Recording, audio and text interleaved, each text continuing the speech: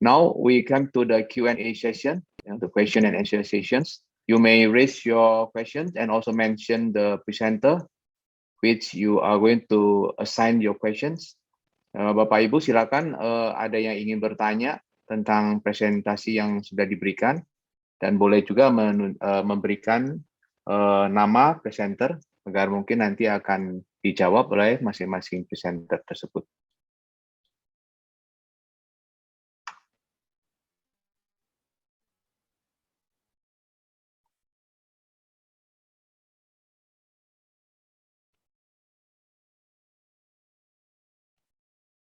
Silakan Bapak Ibu, ada yang ingin bertanya?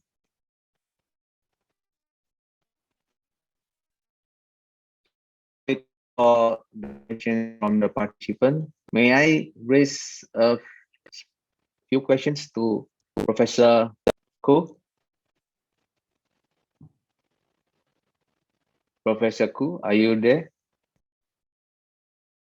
Yes, Dr. Yanto. Yeah. Sorry, Professor. While we are waiting for the questions from the participants, I was very interested with your presentation concerning the gig business, which is quite new to us.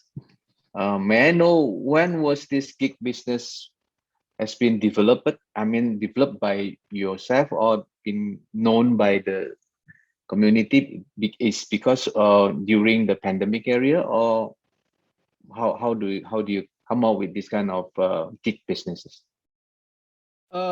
Actually, this gig business, gig economy, it is not something new in USA. As what I've shown to you just now, we can see that the list of companies in gig economy, majority of them, they are from USA. And we know that a few years ago, we have heard about Airbnb, we have heard about Uber, and so on. So, but during that time, those kind of businesses, they are not so popular in Southeast Asia, like in Malaysia, or even maybe like in Indonesia. Take for example, in my own country, this gig economy, the model, this model has become well known, or it started to become famous among the business practitioners just I mean in these few years lah, just in these few years. I think it's about 4 to 5 years my back. connection is not that good. So about 4 to 5 years back, people started, I mean in Malaysia, people started to know about gig economy. People started to know about businesses like Grab and so on. Okay, so after this COVID-19 pandemic, this model has become more popular than before lah. Especially for individuals. For individuals, a lot of individuals, they have started to engage in this gig economy, or a lot of individuals have started to become gig workers after the COVID-19 pandemic. I think one of the reasons could be because it's quite hard to get a permanent job after the pandemic, because businesses themselves, they are not doing well, and a lot of businesses are also suffering due to the effects of COVID-19. So a lot of businesses have reduced their employment and so on. So individuals or the people, they face problems or they face difficulties in getting a permanent job, and that's why they engage in this gig economy. So take for example, one of my research assistant. When he became the research assistant, my university paid him about 1,500 ringgit per month. After the research project has been completed, he became a gig worker. He became a rider, sort of like in Indonesia a Gojek rider, but he became a Grab rider.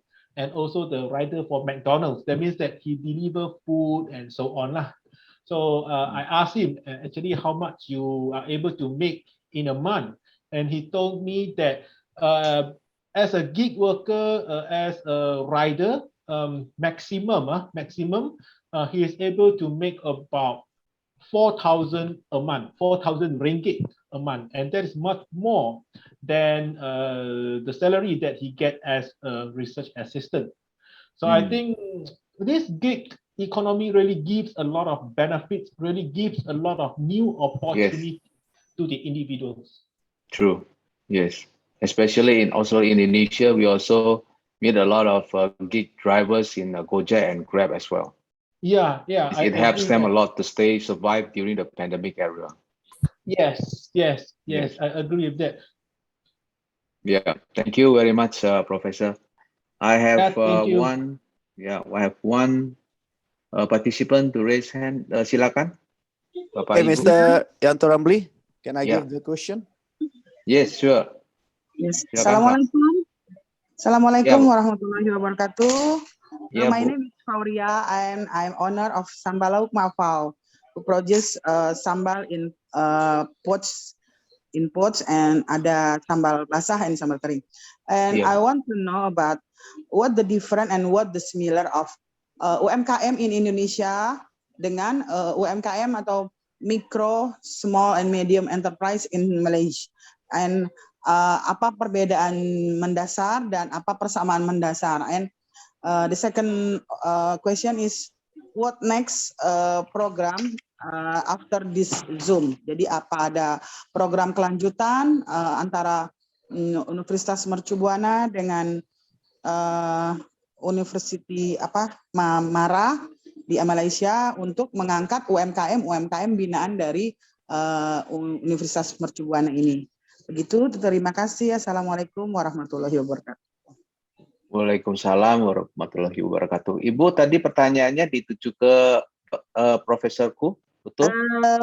Sebenarnya actually dua-duanya, jadi saya pengen tahu. Oh, jadi Ibu ingin mengetahui perbedaan apa UMKM perbedaan di Malaysia dan di kalau Indonesia. kebetulan saya kan pelaku UMKM sejak ada awal dari OKOC dan saya baik. sama satu kegiatan dengan Bu Ririn dari OKOC Bawah itu sampai sekarang saya juga aktif di beberapa kementerian, di beberapa binaan community UMKM. Terus makanya saya pengen tahu kalau di Malaysia sistemnya seperti apa gitu. Kalau di sini kan memang kita harus punya NIB dulu, habis NIB kita harus punya legalitas yang lain, haki, halal, PRT gitu sampai bisa masuk ke dalam market, bukan marketplace, ke supermarket, modern retail gitu. Ya, baik Ibu, terima kasih pertanyaannya. Terima kasih.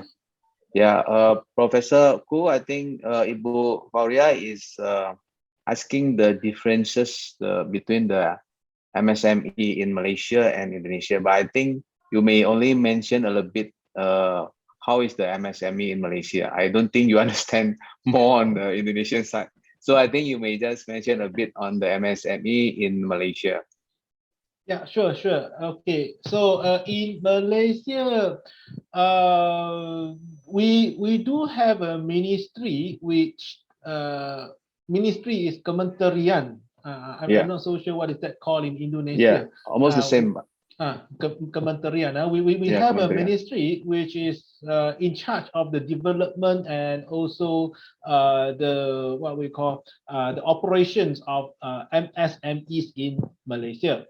So basically, this ministry, it will provide various types of assistance to the MSMEs in Malaysia.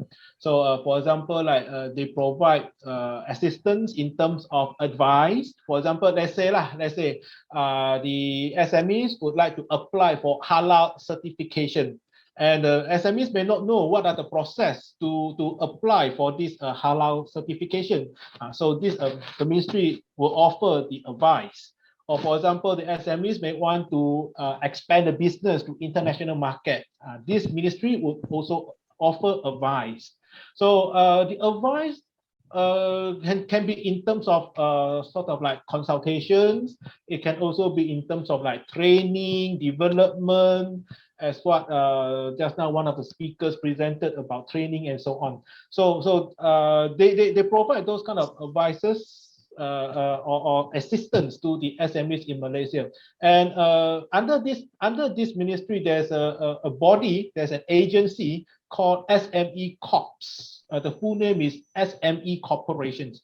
So this particular entity, this particular agent, it will help the ministry to provide all those advice, consultations to the SMEs. And then besides that, Malaysia government is also working together with commercial banks to provide what we call low interest loan to the SMEs. So the SMEs, they can apply for the loan under certain schemes offered by the government through all those banks. So sometimes the interest rate could be as low as 2%, 3%, 4%, depending on the amount and also depending on the sector of the SMEs. But one thing in Malaysia, micro businesses, we do have micro businesses, but we don't specifically name them as micro businesses. We include or we combine these micro businesses together with small businesses. That means that in Malaysia, small businesses include the micro businesses as well. So that's why in Malaysia, normally we mention SMEs only. We don't mention micro, small, and medium enterprises. Now, I think that's some of the current situations of SMEs in Malaysia. Oke, thank you very much, Profesor. Jadi pertanyaan yang tadi dari Bu Fauria adalah dari Profesor Ku bahwa di Malaysia itu memang ada kementerian khusus ya untuk membantu SME. Jadi menurut Dr. Ku, Profesor Ku, bahwa SME di Malaysia itu tidak ada mikronya, jadi sudah tergabung menjadi SME saja. Jadi di sana malah memberikan banyak pelatihan, bahkan konsultasi untuk membantu SME. Nah, bahkan juga ada agen-agen khusus yang membantu kementerian untuk memberikan bantuan-bantuan kepada SME. Dan juga ada beberapa bank komersial yang menawarkan, seperti mungkin di Indonesia kita juga ada KUR misalnya, seperti itu ya. Dan Bank BUMN mungkin biasanya. ya betul ya. Jadi more or less atau kurang lebih hampir sama Ibu ya. Hampir sama ya Pak. Malaysia hampir sama gitu. Mungkin itu ya Bu. Nah, untuk pertanyaan yang berikutnya mungkin mengenai kelanjutan seperti tadi yang disampaikan oleh Pak Adi, Bapak Dr. Adi, itu nanti ada semacam pelatihan Bu setelah Zoom meeting ini. Mungkin itu ya jawaban dari kami Bu. Iya. Siap. Terima kasih. Ya, ada semacam coaching Bu dari Pak Dr. Adi. Begitu ya, Ibu. Ya, kalau nanti boleh ada suggest sedikit Pak. Silakan. Ya, silakan. Jadi gini, kami kan juga UMKM yang tergabung dalam Jakpreneur dan kami juga sudah punya brand. Kebetulan saya sudah punya legalitas, saya sudah punya haki, sudah punya PIRT, sudah punya NIB, sudah punya halal. Kalau bisa ada chance buat kami nih untuk UMKM Indonesia yang punya brand sendiri gitu, kepengen produk kita itu diperkenalluaskan di Malaysia. Jadi semacam kayak pertukaran gitu loh Pak. Pertukaran antara produk-produk UMKM di Indonesia sini dengan produk-produk binaan dari Malaysia. Jadi kita pun bisa tahu. Tapi kalau bisa difasilitasi ya Pak, difasilitasi oleh Universitas Mercu Buana dengan Universitas Teknologi Mara, dan mungkin bisa menggandeng beberapa kementerian di Indonesia. Jadi bisa memperluas akses pemasaran gitu loh Pak maksudnya. Bagus. Kita upayakan, mestinya sih bisa ya dengan UITM partner kami yang salah satu. Karena gini, kan selain bisa, sebenarnya bisa masuk dari Shopee Export. Jadi udah bisa masuk dari Shopee Export, itu sudah ada di Shopee Malaysia, Shopee Singapura. Tapi maksud saya kan itu secara marketplace gitu loh. Nanti secara iniannya bisa di under apa ya, berarti di bawah asuhan atau di bawah binaan dari Universitas Teknologi Mara gitu. Kalau bisa malah dibantu untuk teknologinya. Jadi ada beberapa teknologi yang memang kita perlu. Kebetulan Universitas Teknologi kan bisa membantu UMKM memang masih needs spesial teknologi atau peralatan equipment yang diperlukan untuk production gitu loh Pak. Baik, saya mau tambahin Pak Yanto. Silakan. Pak Yanto. Pak. Ya Prof, silakan Ya. Prof. Dengan Pauria Sambalau Makpau. Iya. Ya. Saya pikir tadi orang Brunei juga, orang Kalimantan. Nama saya Gloria, coba brandnya Yeah. sama Pau, jadi biar look like orang Malaysia or you look like Italian, jadi Jadi Thailand, jadi gimana- Pau padahal Indonesia asli. Kan tadi sudah sangat banyak punya aki, punya semua. Gimana Yes. dengan Kementerian Koperasi dan UKM? Jadi mohon maaf ya Ya, Bu itu. Ririn dengan para ibu dosen lainnya. Saya termasuk binaan dari beberapa kementerian. Salah satunya Kementerian Koperasi dan Perdagangan. Tapi kalau Ya. di Jakarta di bawah naungan Jakpreneur gitu kan. Jakpreneur ini di bawah Dinas PPK UKM, Perindustrian, Perdagangan, Koperasi dan UKM. Nah, karena saya termasuk salah satu UKM yang aktif gitu kan. Jadi kadang banyak pelatihan. Tadi aja saya baru selesai mengikuti FGD, Forum Group Discussion dengan salah satu aplikasi yang akan launching dan mereka menggandeng UKM binaan Jakarta Selatan gitu Pak. Keren. Ya. Jadi kan tinggal ini aja kalau pembinaan dari UMB bisa mungkin pembinaan human capitalnya atau sumber daya manusianya. Iya. Lebih banyak ke sana kan. Karena Itu Pak Indonesia Yanto kan kalau sekarang bisa. kaya banget nih Pak. Kebetulan saya kan produk saya sambal, ada beberapa teman produk misalkan rendang, kayak Bu Afi Omah rendang, ada satu dimsum. Nah, saya juga di bawah Kementerian Pertanian dan Kementerian Kelautan dan Perikanan. Jadi karena mungkin UMKM-nya hanya itu aja, dan biasanya UMKM yang aktif tuh bisa masuk kemana-mana Pak gitu. Bagus. Oke Pak Yanto, terima kasih. Betul. Baik, terima kasih Prof. Oke, Dr. Leni mau nambahkan, silakan. Ya. Sudah cukup, Bu Dr. Leni. Bapak, Oh, sudah cukup. Untuk Cukup. menjawab Bu Fauria. Tadi ada satu peserta yang ingin bertanya, mohon maaf tadi sempat kepotong dulu. Iya. Masih ingin bertanya mungkin? Bapak sepertinya tadi. It's me, Mr. Yanto. Oh iya, sorry brother. Okay, sorry, brother. My question is addressed to Dr. Ku. Dr. Kun. Dr. Ku, are you there? Yes, Dr. Dudi. Yeah. Okay. I'm really interested with your topic today about the gig economics, but I just focus on your last presentation regarding to the downside of the gig economics. In my perspective, that this gig economy, that when we make related to the triple bottom line of sustainability issues, the concept of gig economic just focus on the economic perspective. So it's mean that they are not caring about that communities issues and also the environmental issues. So why I can give you this statement? I need your comment or your critique from my statement, Dr. Ku, because of sometimes these gig economies employ or used by the governments to manipulate some of the regulation that they made in the country, especially Indonesia, that I guess that in my opinion, omnibus that have made maybe they adopt this concept of the gig economics because of what? Because there is no guarantee for the sustainability of the employees stay in one of the organization or the how do we call that? Yeah, the organization or the firms.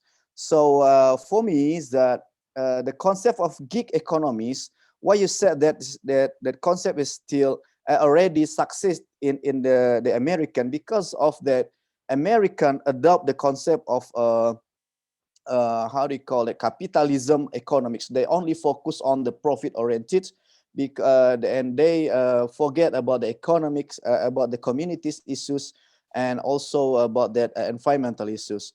So especially in Indonesia, it happened today because of that gig economics perspective. Our government produced the omnibus regulation that, from my point of view, it will make our, how do we call that, our worker become suffer with that regulations, because they implements that concept of the gig economics concept. What is your opinion from my statement, Mr. Dr. Kun? Thank you so much, Mr. Thank Dr. you. Ramli. Thank you, Dr. Dudi. Yeah, you have made a good point there, which the gig economy, it may not be able to offer what we call protection. Okay, the protection to the workers, because it is more on like work for temporary basis, work for what we call this part-time basis, and so on. So what we call, there's no security, employment security for the workers. Yes, I do agree with you. And you have also made a good point that it is successful in USA because they are what we call, they focus on capitalism. And in fact, their culture over there, we can see that they emphasize more on freedom, liberty, and then that's why this model can be successful in their country. In Malaysia, in Indonesia, I think, yes, quite a lot of businessmen, a lot of entrepreneurs, they still cannot accept this concept, gig economy, because as what you have mentioned just now, they think that there's no protection to the workers. And workers may misuse this model, the model of gig economy. If the workers they want to work on this temporary basis or freelance basis and so on. So that's why I did mention in my presentation just now, the business, they need to change their mindset lah. Okay, they need to change their mindset. And yes, something has to be done in order to make this gig economy, in order to make this model a successful one in our country. Yeah, I do agree with you. Yes, you have a good point there. Thank you, Okay. Dr. Dudi. Million thank you for Dr. Kyun. Thank you. Yeah.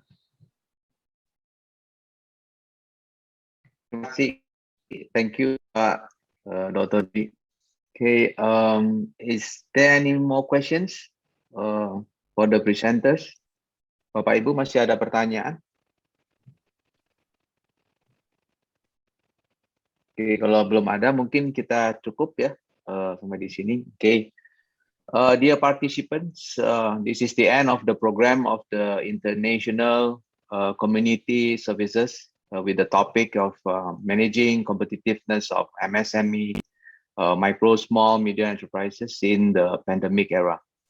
Hopefully, this topic will give us all knowledges and strategies to face the so-called pandemic era. And we also hope that this program will help the entrepreneurs to prepare and to face the situation. Once again, I would like to thank you very much, especially to Associate Professor Wei Lun Koo for your time and presentation, and all the participants and also presenters who have been participating in today's program. If there are any words that do not please you, I would like to express my sincere apology. And finally, as the moderator, I will resign. Hopefully, we can meet again in the next program in the coming future. Thank you very much. Keep safe. Stay healthy. Wabillahi taufiq wal hidayah. Wassalamualaikum warahmatullahi wabarakatuh. And I will hand over back. Thank you, sir. And thank you. And I will hand back to the MC of this program, Ibu Dr. Nia Kusuma. Thank you, Ibu.